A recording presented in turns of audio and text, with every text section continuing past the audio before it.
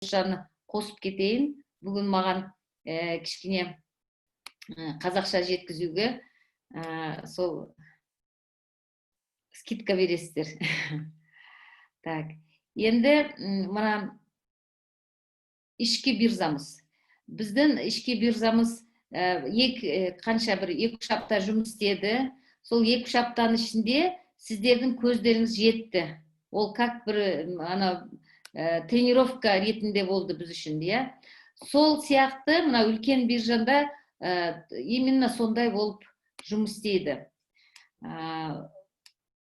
Ол биржаға шығуының, үлкен биржаға шығуының алдында біз барлығымыз өзіміздің CryptoUnit кабинеттен мына UGP Group сайтына өтеміз. Это именно блокчейндің өзі осы UGP Group сайтында болады. Ол именно компанияның Швейцарияда тіркелген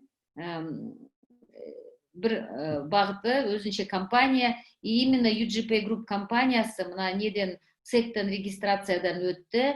И WorldCrew, біздің WorldCrew цифрлық құнды қағаз ретінде әлемдік деңгейде тіркелді. Неге аты CryptoUnit'тен World CryptoUnit болып кетті? Өйткені біз мына 1 жыл CryptoUnit деп жариялап жұмыс істеп жатқан кезде уже басқа токендер де шығып кеткен екен. Crew деген өзінің мынандай белгісі бар. Сондықтан да солармен шатастырмасын деп, біз В әріпін қосып, World деген сөз әлем дегенді білгізеді. Әлемдік CryptoUnit деп, V-Crew деп, неден қаттодан өттік. И мына біздің белгіміз осылай болып жатыр. Бүгінгі күнде біз именно жабық режимінде, СТО дейді. СТО это именно жалпы ішкі сатылым бойынша жұмысымызды жүргіземіз. IPO деген сөз, это ашықтан ашық, NASDAQ сондай биржаға шықты деген сөз. Бүгінгі күнде біз security токен, мынандай жабық өзінше бір компанияның ішінде сатылым болып жатыр, WorldCrew. Және қазір қалай CryptoUnit'тен WorldCrew'ға өтеміз, соның ережесін айтып беремін мен сіздерге. Енді мына CryptoUnit бағдарламамыз 31 март күні 19 жылы старт алған, басталысы болған.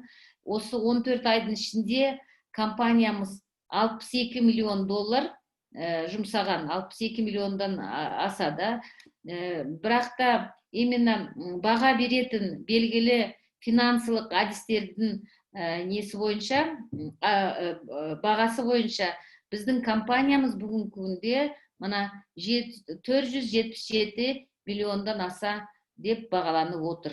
Ең негізгі бағыттарымыз именно алтын табатын салаға салынғанда, алтын саласына салынып отыр.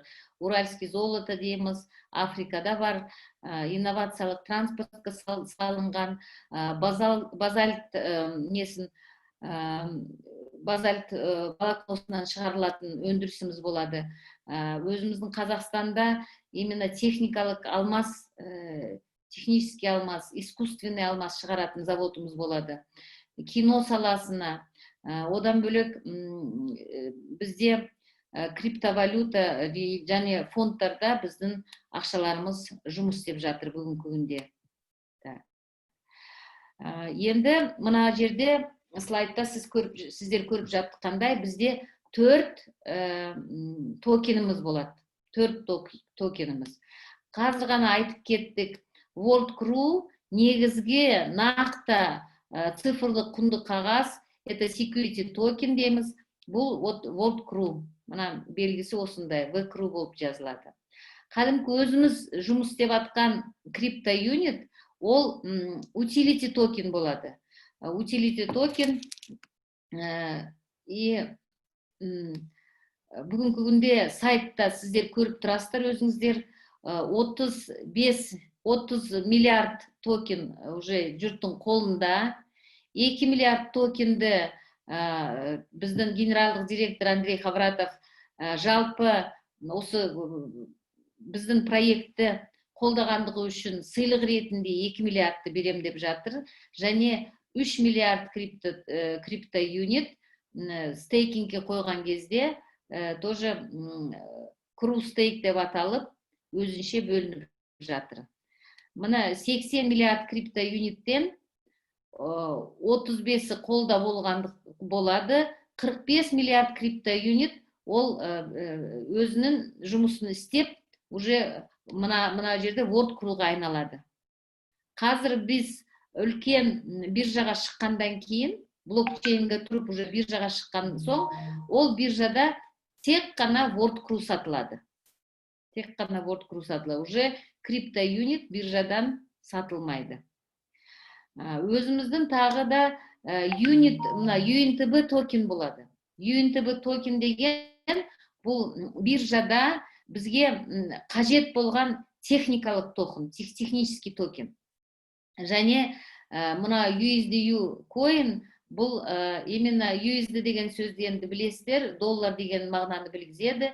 Сол биздин долларлык юнитта ички цифрлык долларыбыз. Кабинетте болатын ички цифрлык доллар. Осы стейбл коин USDU-ны біз карталарымызға фиат нақ ақшаға айналдырсақ болады. Осы 4 токен біздің блокчейнде болатын токендер. Біз пайдаланатын токендер. Так. Енді мынау UNTB токен жайлы кішкене айтып кетейін. UNTB токен бізде негізі мына Мария түсіндіріп айтып жатыр. Әрбір токенді құрастырып майнит етеді, шығаратын өзінше валидатор дейді, өзінше үлкен бір аппараттар болады, айсит деп айтады оларды. Сол аппараторлар құрастырып шығарады да. Ол үлкен энергияны қабылдайтын арнайы бір темірден үлкен орын да алатын техника. Сол жұмысты компания арнайы әдістерге беріп жатыр. Ал енді біз осы блоктарды арнайы сол валидаторларға беріп жатыр. 5% өзінің жұмысы үшін олар алады, қалған 95% біздің компанияға пайдалануға беріліп жатыр. Ал енді біз мынау ішкі UNTB токенді егерде өзіміздің крипто юнитті стейкингке қойып, да, это депозит деген сөз, стейк деген сөз именно это делегирование деп, да, то есть этот как депозит ретінде жұмыс істеуге берсек, ол сол UNTB токенді құрастырып, біздің санда кімдегі қанша саны бар, крипто юниттің санына жараса, бізге сол UNTB токен стейкингке бергендігіміз үшін беріліп тұрады. Мына жарты секундта бір блок түзіледі екен. Бір блокқа 40 UNTB токен эмиссиясы болады, да, сол құрастырылып тұрады.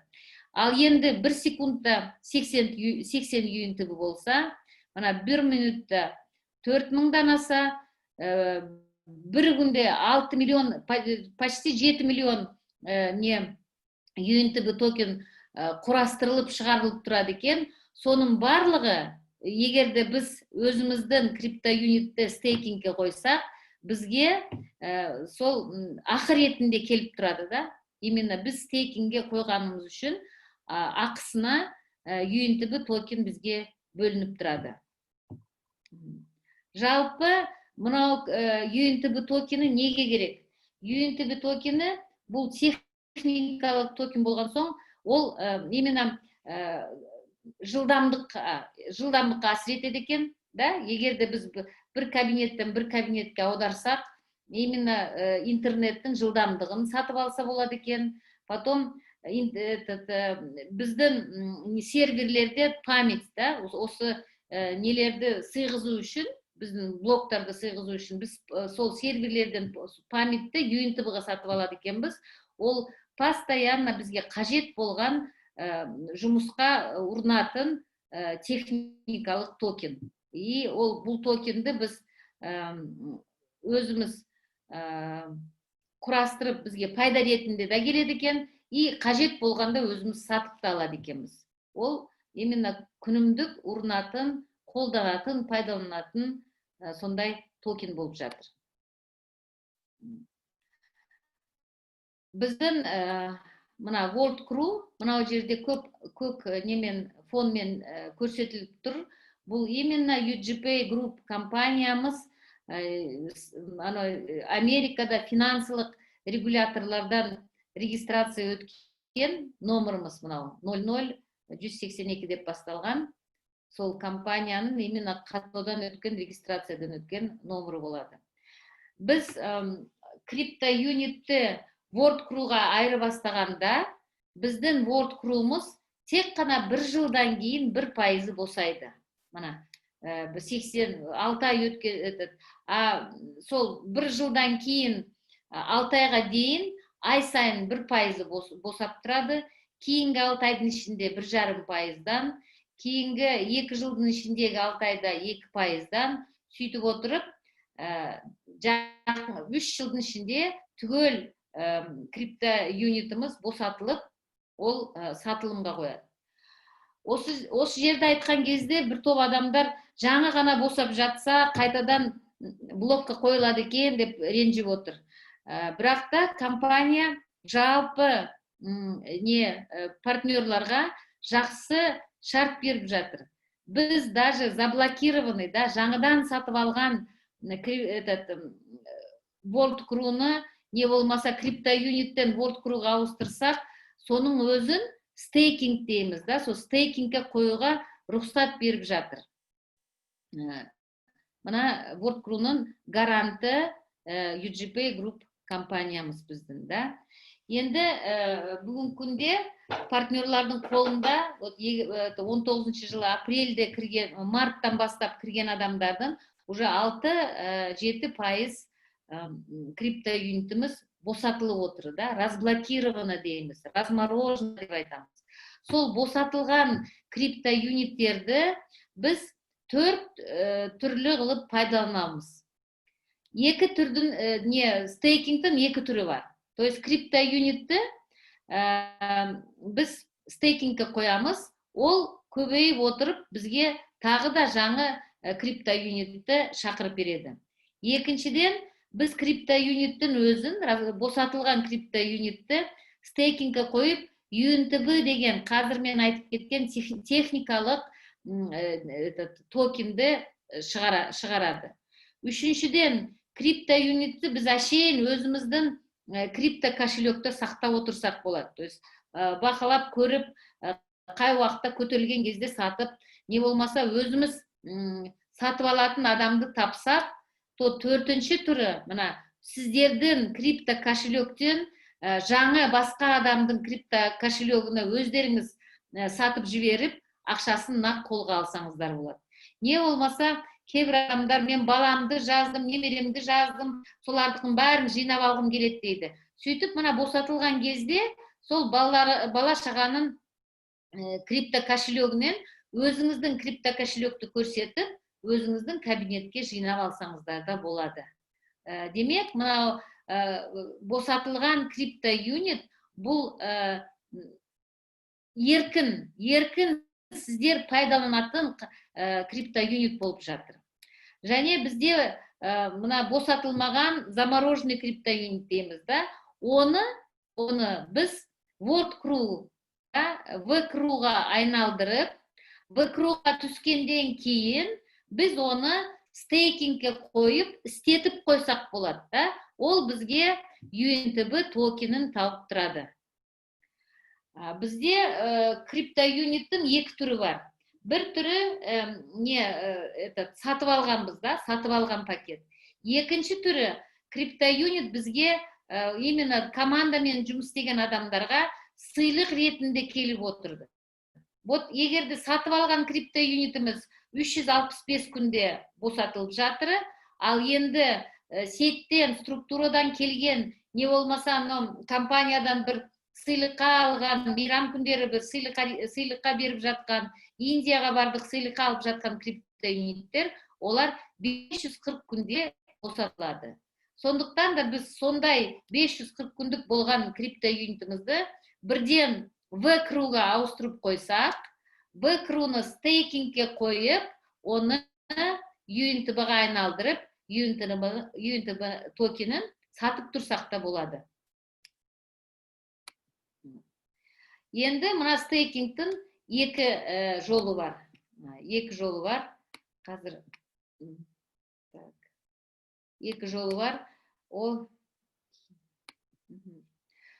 3 айға қойсақ болады, 6 айға қойсақ болады, 1 жылға, 1,5 жылға, 2 жылға және 3 жылға. Вот стейкингтің осындай 6 жолы бар. Енді мисал, сіздерде босатылған криптоюнит енді жалпы барлығымызда, марттан бастап кірген адамдарда, где-то 6-7% қолымыздағы босатылған криптоюнит. Сол босатылған криптоюнитті сіздер әрбір неге салсаңыздар болады. Бөліп, бірден ақша керек болып қалса, күтіп отырмастан, мына 7, мисал, сіздерде 10.000 криптоюнит болса, 10.000-ды бөлістіріп тұрып, мына 6 стейкингке салсақ, мына жерде 7 деп жазылып қалды. Және мына 1000-ын UNTB стейкингке қойып қойсақ болады. Мына жерде бірінші түрі, стейкингтің бірінші түрі бізге криптоюнитті тудырып беріп тұрады, қосып тұрады.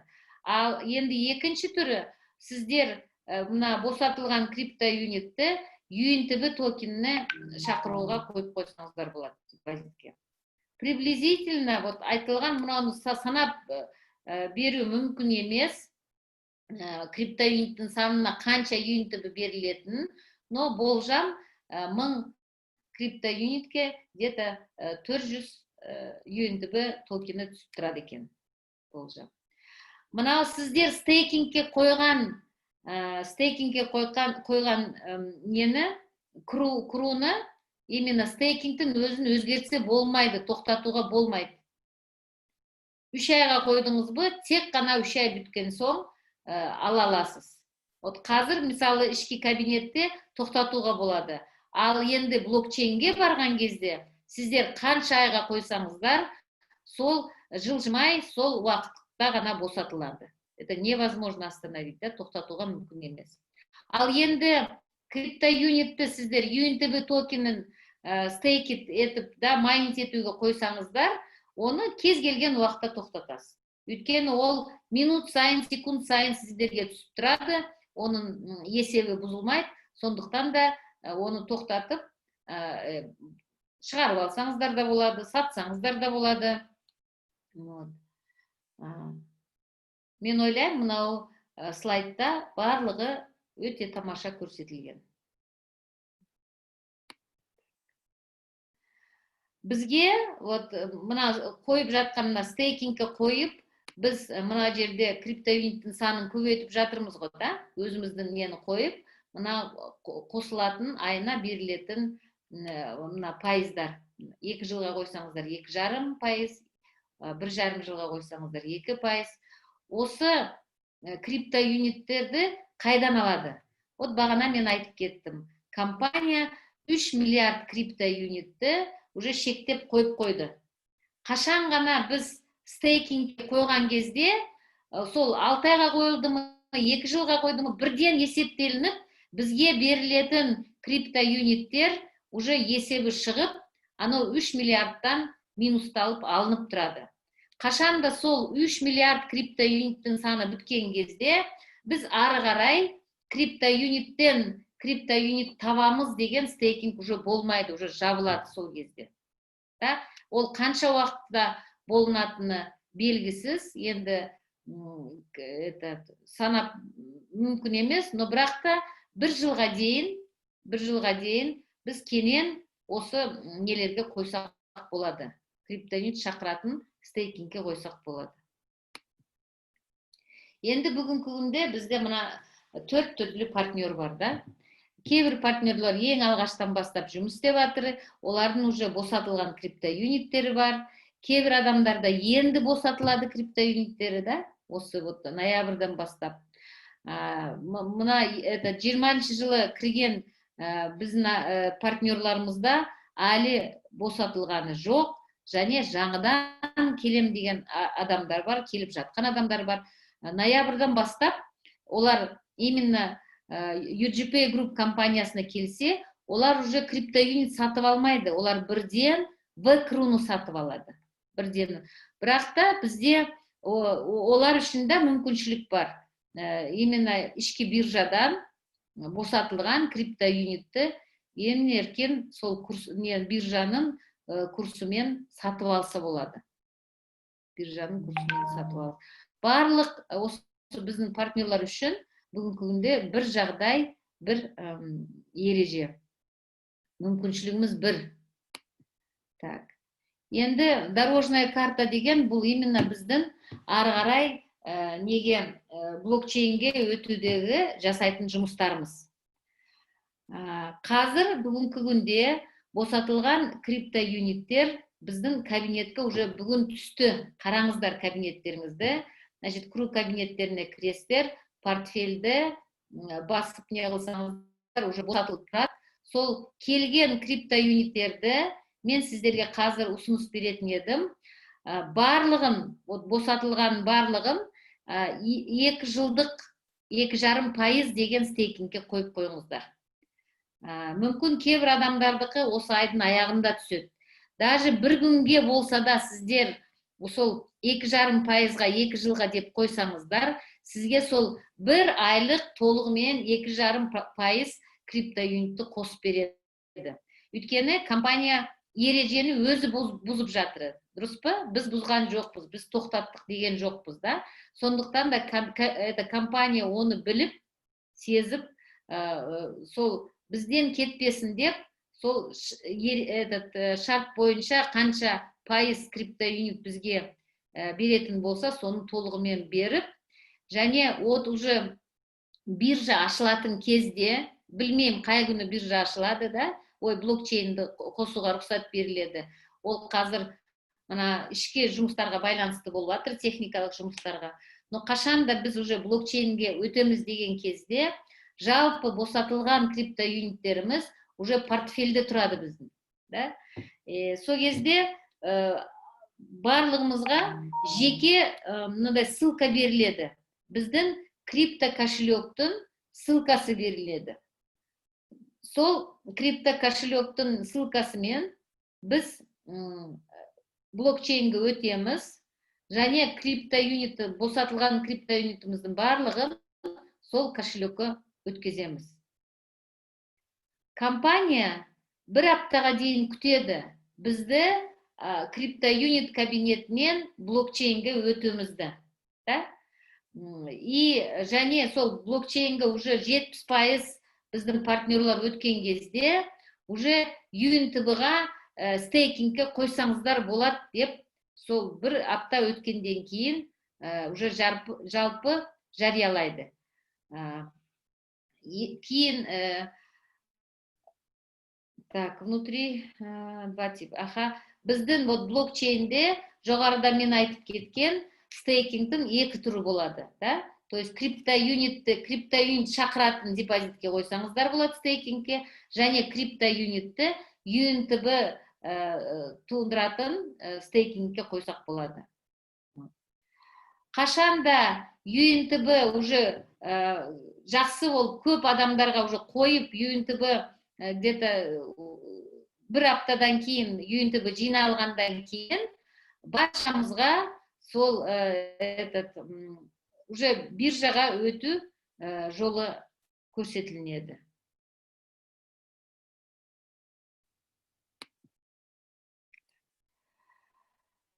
Биржаға Unit Exchange деген биржамыз болады біздің. Ол біздің биржа Unit Exchange.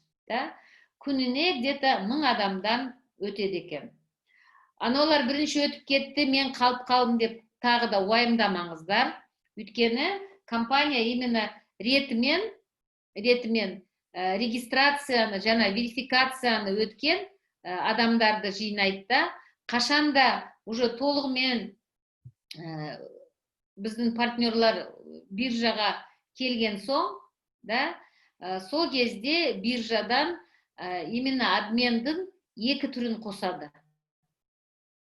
Биздин криптоюнитти мына ички биздин цифрлык долларга ауысатындай кылып, және мына UNTB токенди тагы да сол цифрлык өзүмүздүн долларга ауыстыратын осы эки обмендин түрүн коёду.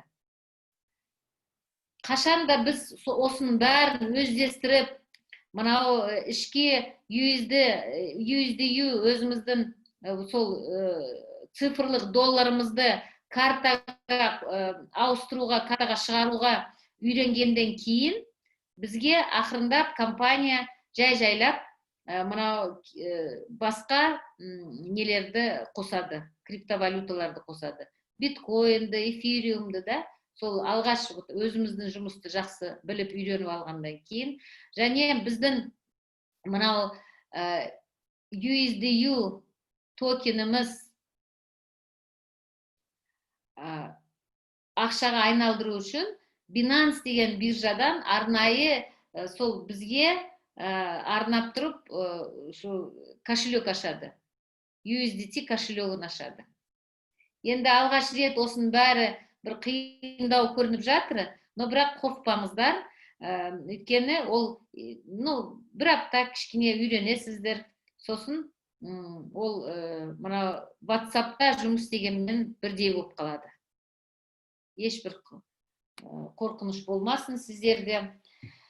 Қазір енді компанияның болып жатқан соңғы акциялары жайлы айтып кетейін. Так, ең бірінші акция бізде мына 25 октябрьға дейін кімді-кім бірінші ұрпағына өзіне тікелей 5 адамдан жоғары жазып, олар именно рассрочканы не болмаса дата майнинг бизнес пакеттерін алған болса, арнайы бір акцияға қатысады.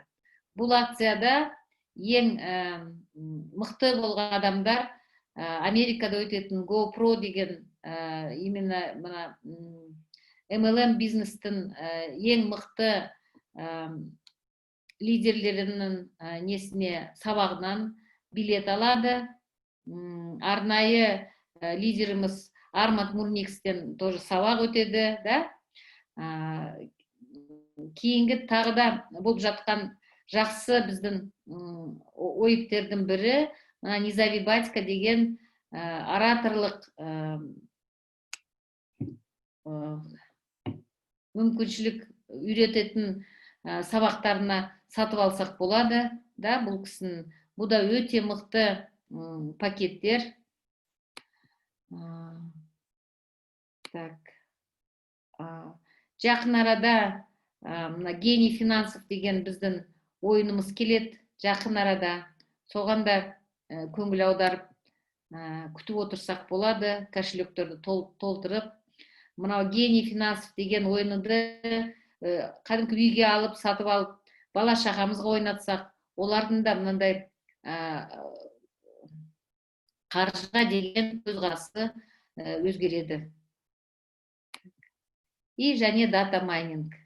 Дата майнингте бізде мына пакеттеріміз осы ертеңге дейін, ертең включительно, да, осы бағамен сатылады.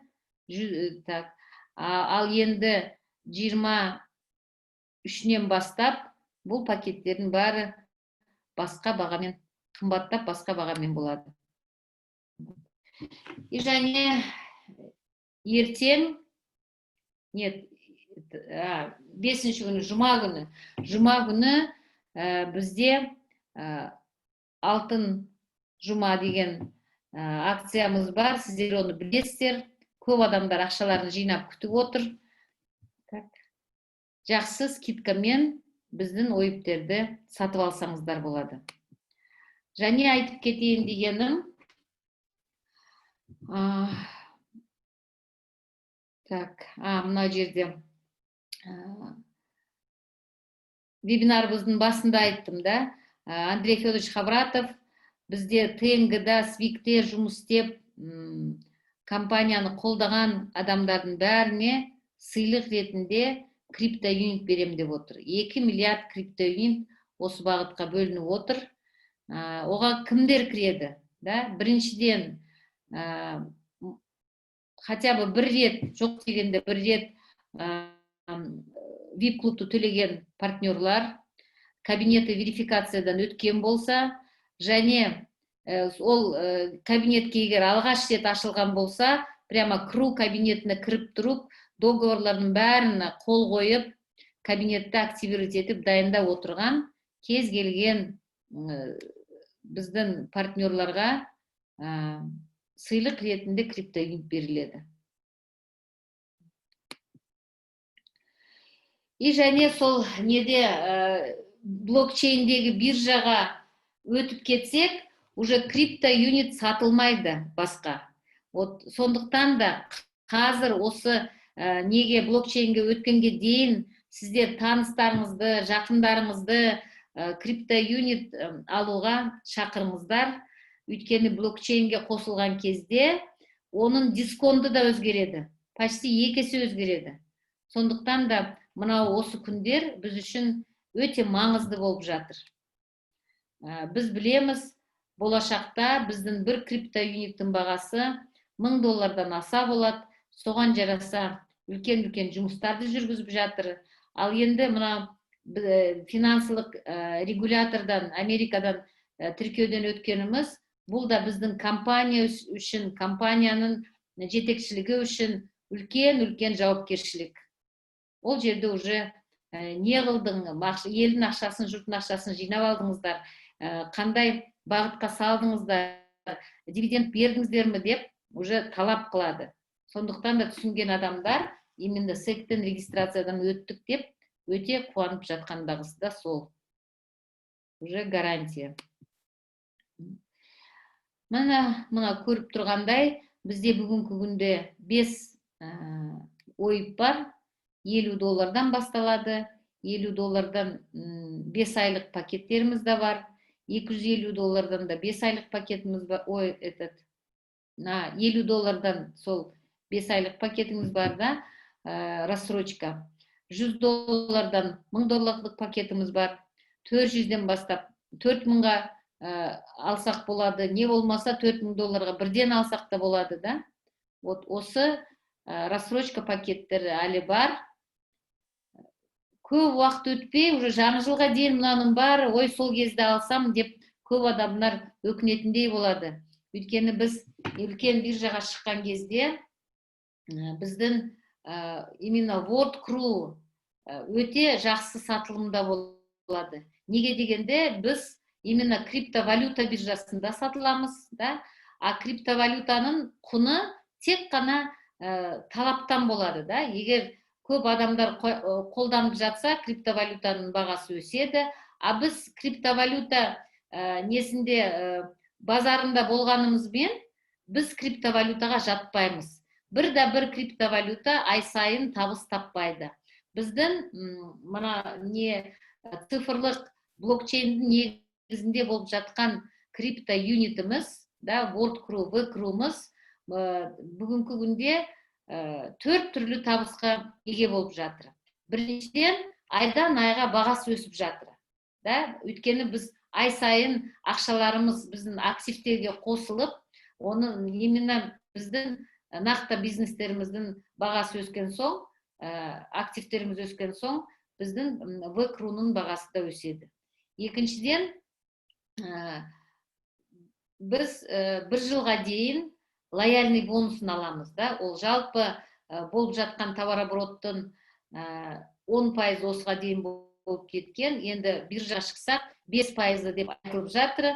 5% болғанымен біз білеміз, обороттар өте өсіп, біз мына айырмасында білмей қаламыз. Даже жоғары болады деген ойдамын. Кейінгі табыс ол қосымша біз қазіргі күнде 3 айда бір рет алла жаса дивиденд алып отырамыз. Но болашақта компания қойып жатқан жобада ай сайын дивиденд түсетін жағдайға жетерміз. Сондықтан да именно техникалық жаңа шығып жатқан валютаға кез келген биржада отырған адам қызығады. Бұл не деген валюта пайда болды деп. Соның арасында біздің V-Crew цифрлық токеніміз қасқайып ерекше болып өте көп адамдар сатып алуға сондай мүмкіншіліктер болып жатыр. Демек, көп адам сатып алса, құны өседі, бізге компанияға түсетін обороттар өседі, сол обороттардан біз лояльный бонусын алып отырамыз, жаңа бизнестеріміз ашылады. Сөйтіп отыра, Алла жазса, біз үлкен табыстарға жетеміз сіздермен. Ал енді сұрақтарыңыз болса, жаза беріңіздер, мен жауап берейін. Так, мына чаттарды көрмей жатырмын. Нұрғиса, қайсы жерде чат? Мына подробнее, да? Все таптым. Все, көрдім. Так, разблокированный CRU положить в кошелек и поменять на... Вот CRU. Есть видеообучающий. Енді Мария Антоненканы тыңдасаңыздар, барлық сұрақтарға жауап бар. Жеке кабинеттерде да 47 сұрақ деп, оның бәріне жауап бар. Мен ойлаймын, бүгін сіздерге прямо өте шежіредей бөліп тұру айттым деген ойдамын. Өйткені күніге офистен көріп жатырмыз, қандай сұрақтарды қойып жатыр партнерларымыз. Так, Золотая пятницада екінші рет бонус берілемі дейді. Қандайша бонус? Ол именно бізге скидка беріп жатыр ғой.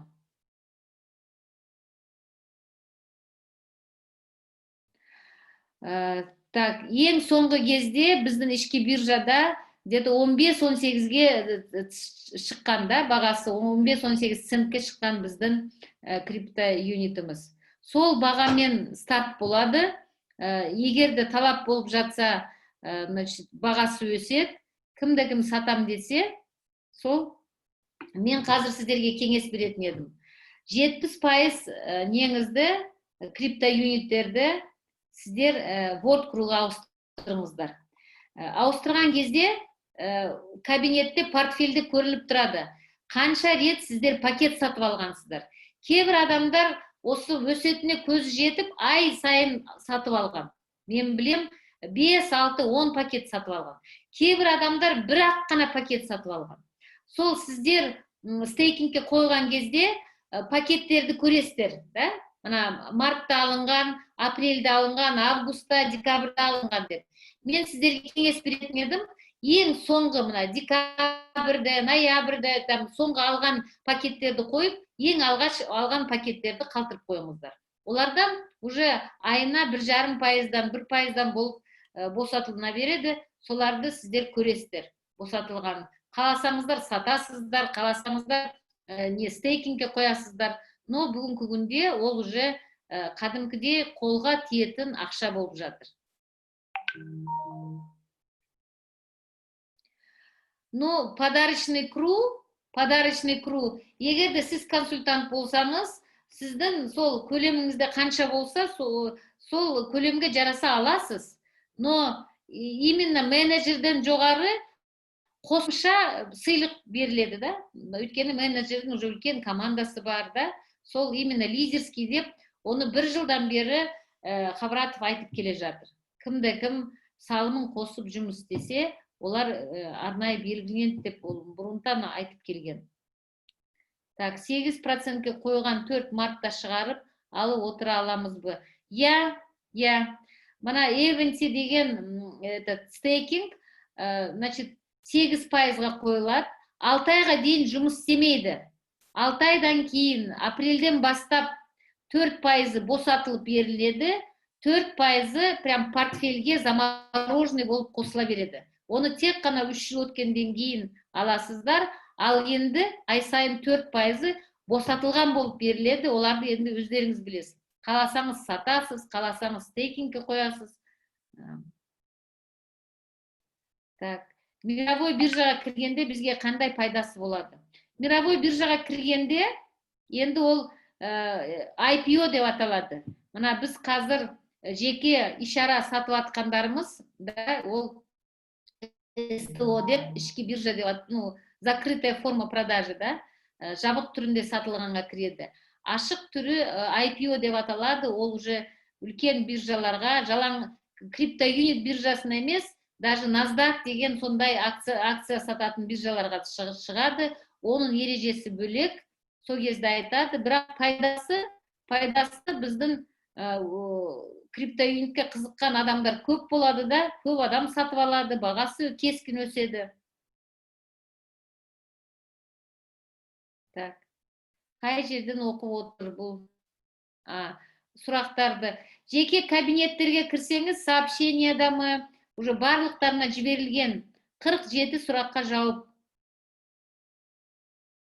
Балаларымның атында круна, босатылған кезде олардың кошелегінен өзіңіздің кошелекке аударып алсаңыздар болады.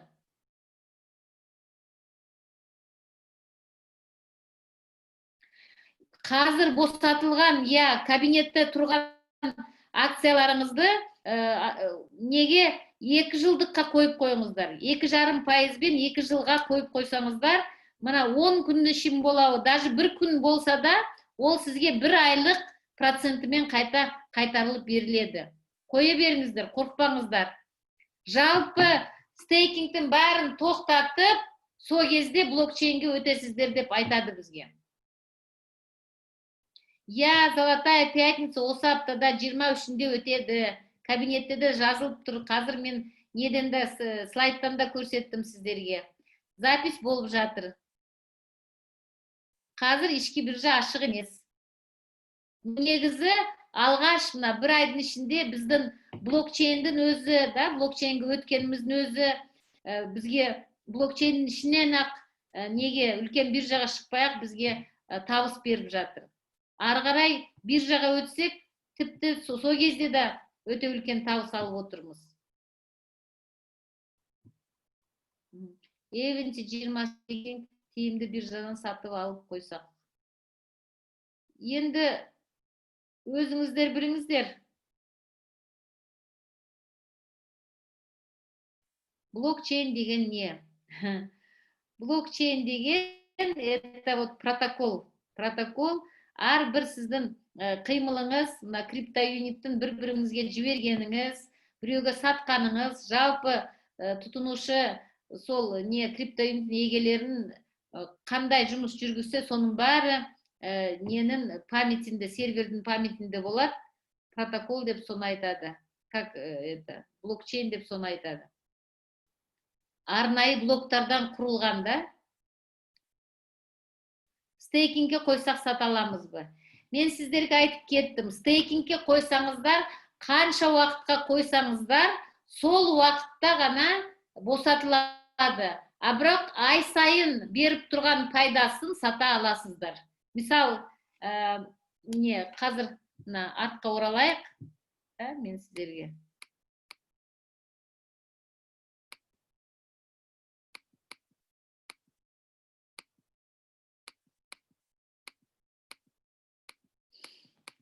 Так, мына жерде көрініп тұр.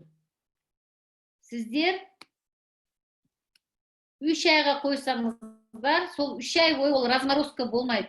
Но ай сайын түсіп жатқан 1-2% криптоюнит ол босатылған. Оны сіздер саталасыздар. Қаласаңыздар қайрадан стейкингке қоясыздар. Негізі қойған саны, негізгі саны, ол 6 айға дейін босатылмайды. Ол 6 ай бойы сіздерге жұмыс істеп тұрады. Оны тоқтата алмайсыздар. Мүмкін емес оны. Сондықтан да мына қазіргі қолдағы нелеріңізді, размороженный криптоюниттеріңізді әрқайсы салаға салыңыздар. Мына стейкингтің 6 түріне салыңыздар. Және мына криптоюнит, UNTB токен табатынына салыңыздар. Кейбіреуіні просто кошелекке қалтырып қойсаңыздар болады. Мына көрсетіліп тұр ғой. Босатылған криптоюнитті мына осы 4 түрімен пайдаланасыздар. налог канча төлеймиз дейт. Енді налогты қазір 3 жылға дейін енді босатылып жатыр жұрттың бәрі налогтан. ИП не қылып тұрып, пока төлемейміз.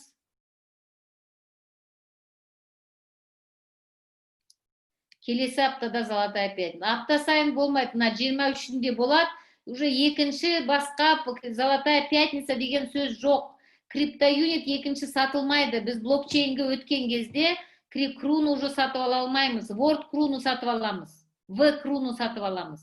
И ол кезде осындай акциялар негізі болмайды шығар, потому что ол уже блокчейн негізінде сатылып жатыр. Оған қоса алмайды, ала алмайды, қосып бере алмайды. Сондықтан да мынау ертең өтетін алтын жұмамыз соңғы рет өтетін алтын жұма.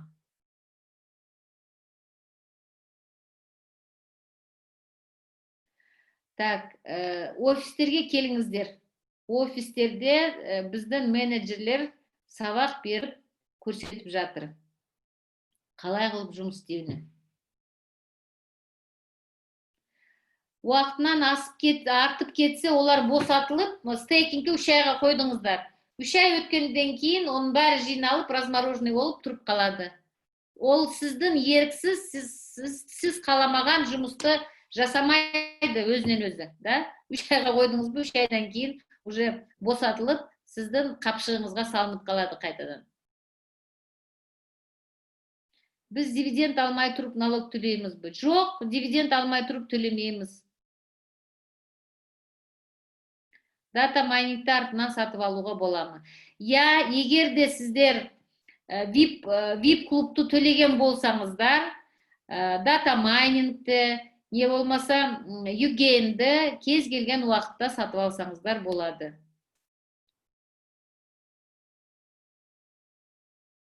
Так. Енді сұрақтардың бәріне жауап бердім.